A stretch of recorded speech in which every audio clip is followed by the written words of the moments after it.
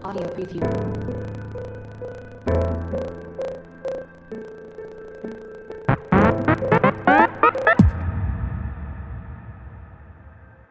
Hi, my name is Jade Garcia. Hi, my name is Erica Villanueva. Hi, I'm Silas sa Magistay. Hello everyone, my name is Leona Isa. Hi, this is Han Isa Halili.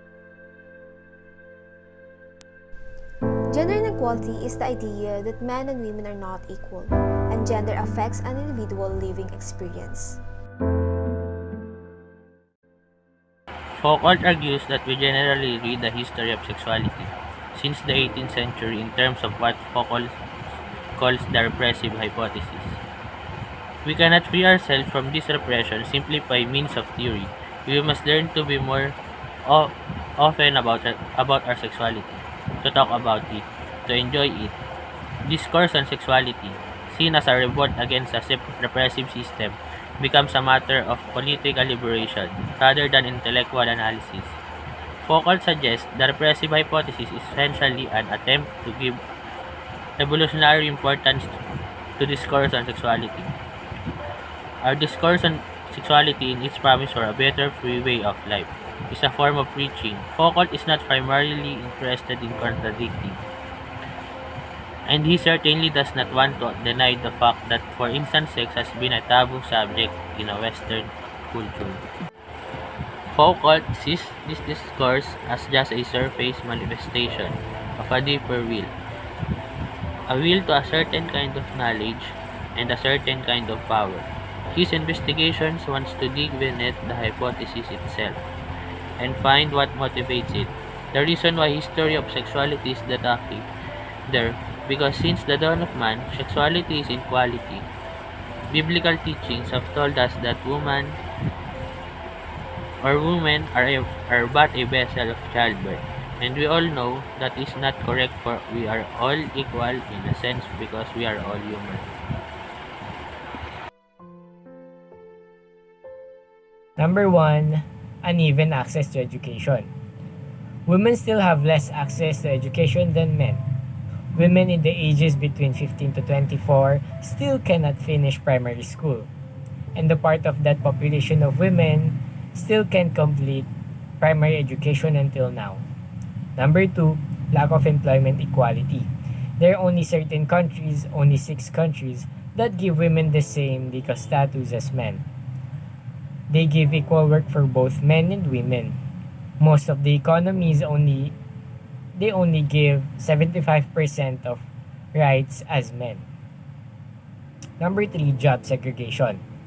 Most of the people in the world believe that men are more equipped to handle certain jobs.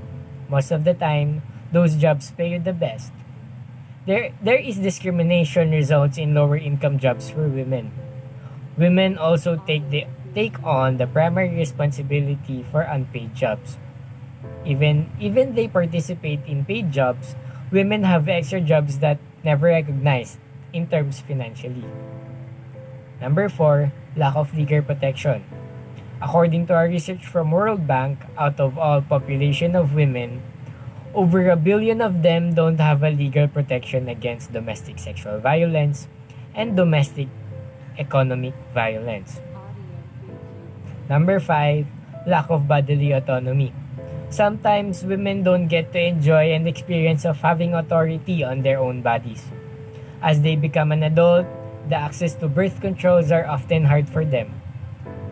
According to World Health Organization, over 200 million women who don't get pregnant are not using contraception.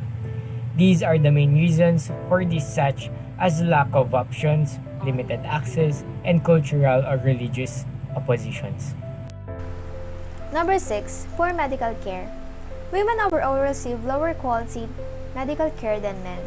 They don't have enough access to equal medical care because of lack of education. This results of women being in poverty.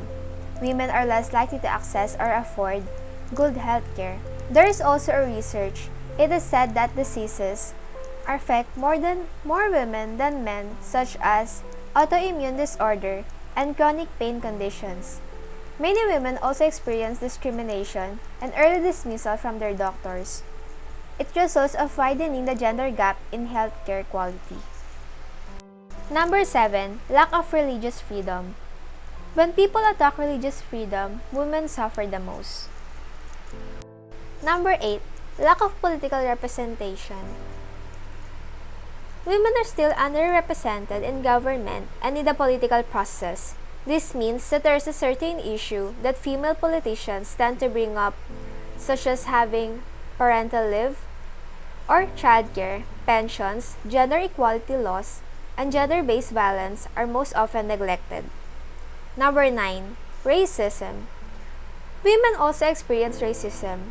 We can talk about gender equality or inequality without racism because it affects the job the women do based on their skin color and how much they are paid. Number 10. Social mindsets. Social mindsets of the society determine the differences and value of men versus women. They are fighting in the arena about employment, legal, and healthcare systems, beliefs about gender, and many more. Social mindset focus on the people's opinion than focusing on their beliefs. It can be a group of youths, elders, and political state. This group of people are aligned based on their political reliance exclusively on large objectives. Number 11. Toxic masculinity. In modern society, people use the term toxic masculinity to describe exaggerated masculine traits that many cultures have widely accepted or glorified. Also, the concept of masculinity places significant importance on manliness based on strength, lack of emotion, self-sufficiency, dominance, and sexual virility. According to traditional toxic masculine values, a male who does not display of these traits may fall short of being a real man. Overemphasis of these traits may lead to harmful imbalances in someone trying to live up to these expectations. Some examples include aggression, sexual control, suppressing emotions, hypercompetitiveness, entitlement, etc. Toxic masculinity also seeks and requires that men are dominant over everyone else.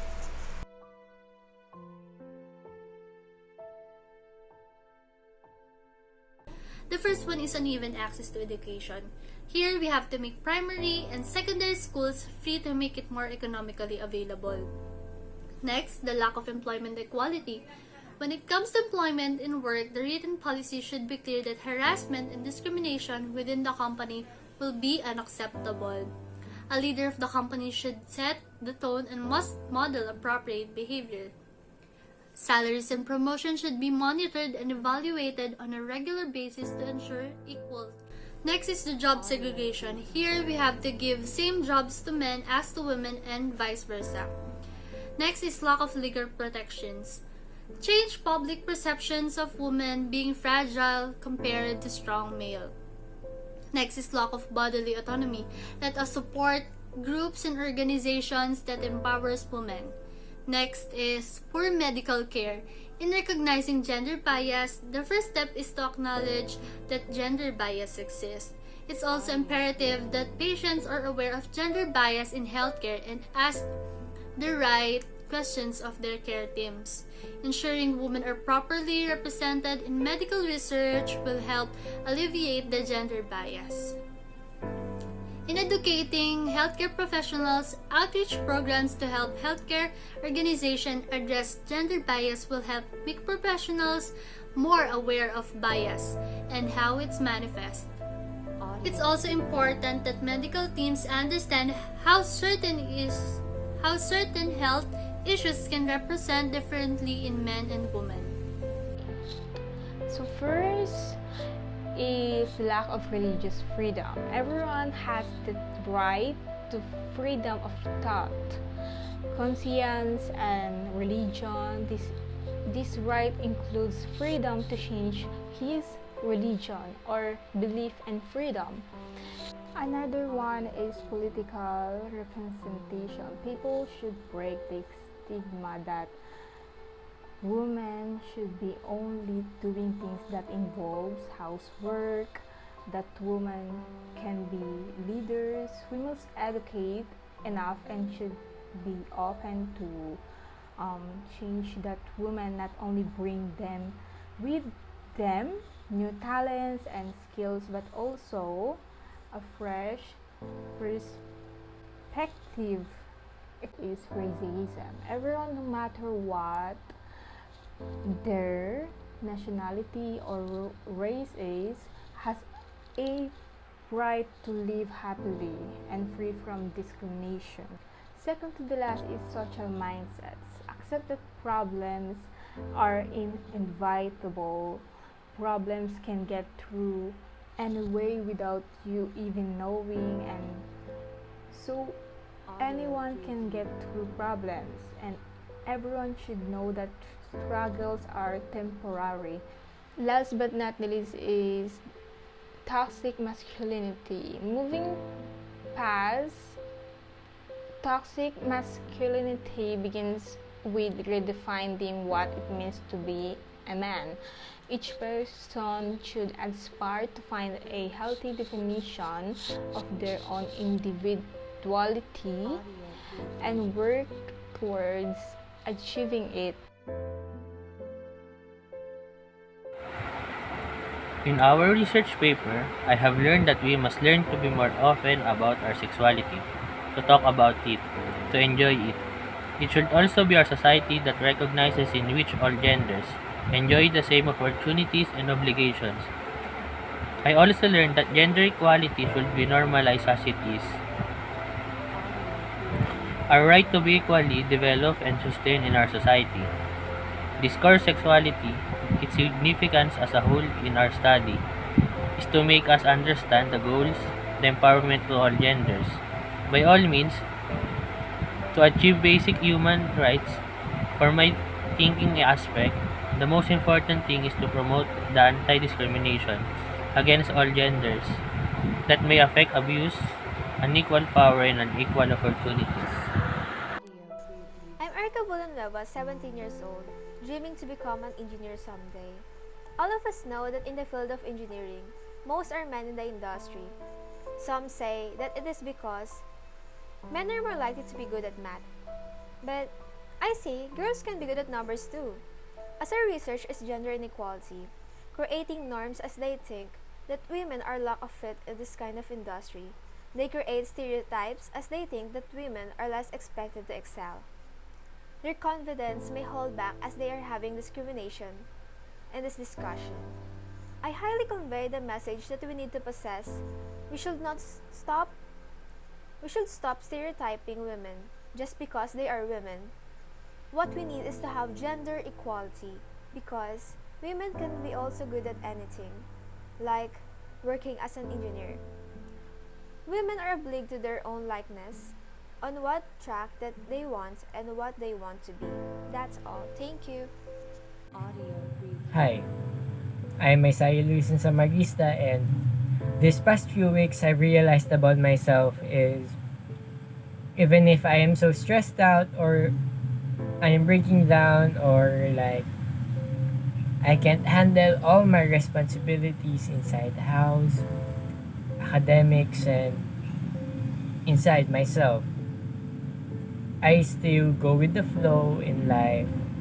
I still fight to reach my goals and dreams, and I'm so happy because